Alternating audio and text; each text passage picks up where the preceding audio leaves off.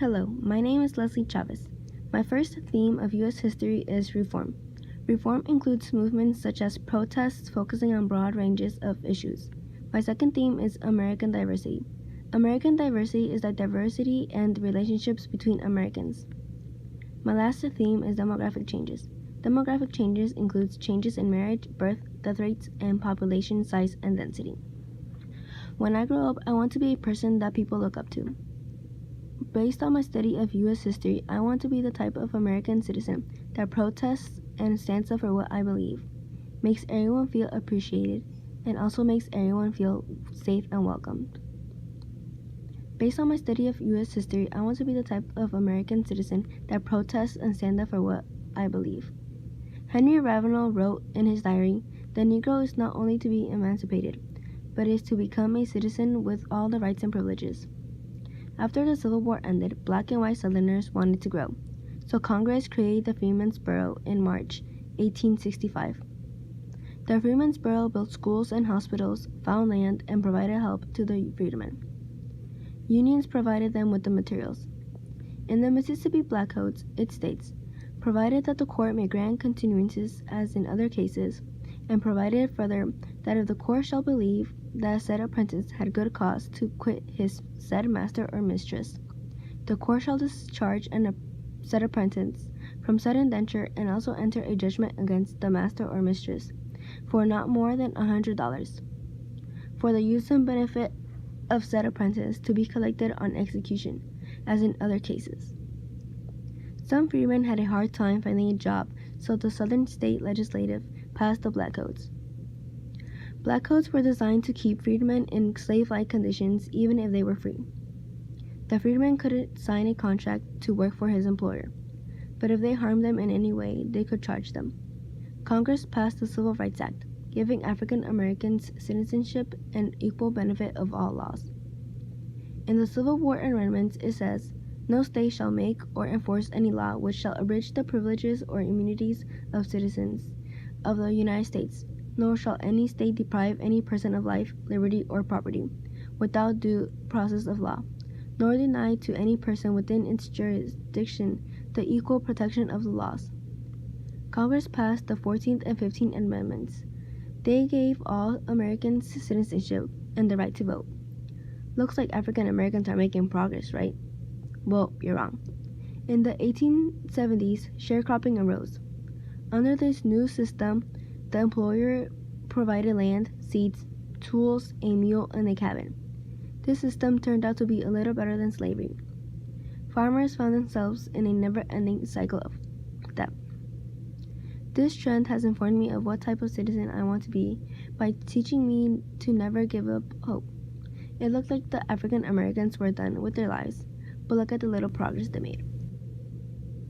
Based on my study of U.S. history, I want to be the type of American citizen that makes everyone feel appreciated. In a speech Charles Sumner gave on behalf of Abraham Lincoln, it states, "In similar spirit, we too must call a new ballot into existence to redress the tyranny that refuses justice to the colored people." African Americans had gained freedom, but the white citizens did not like that they were free. Sumner wanted them to continue fighting until the white citizens accepted them for who they are. In the Thaddeus Stevens speech in favor of black suffrage, it says, "If it be just, it should not be denied. If it be necessary, it should be adopted. If it be punishment to traitors, they deserve it." Many people did not want African Americans to have freedom and power, especially white citizens that were representatives. They thought that if they were a part of the government, they would ruin everything they've built. In Ulysses S. Grant Proclamation 199, enforcement of the 14th Amendment to the United States Constitution, it states, "An act to enforce the provisions of the 14th Amendment to the Constitution of the United States, and for other purposes, approved April 20 A.D. 1871.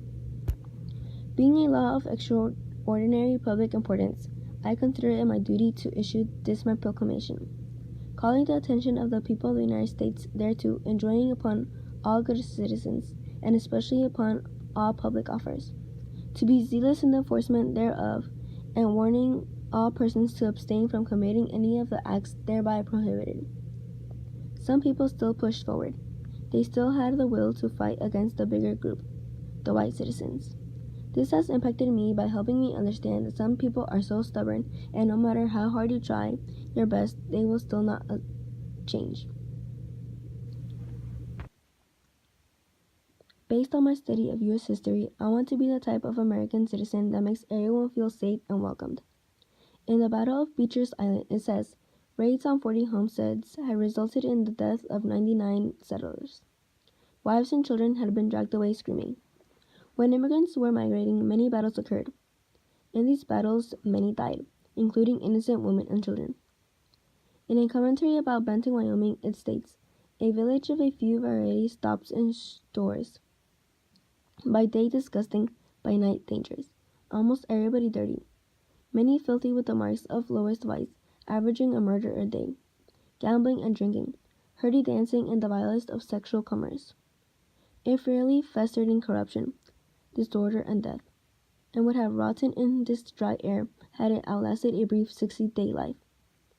Immigrants settled down near railroads. They weren't in the best place and position. Each day the death rate would increase and the population size would decrease.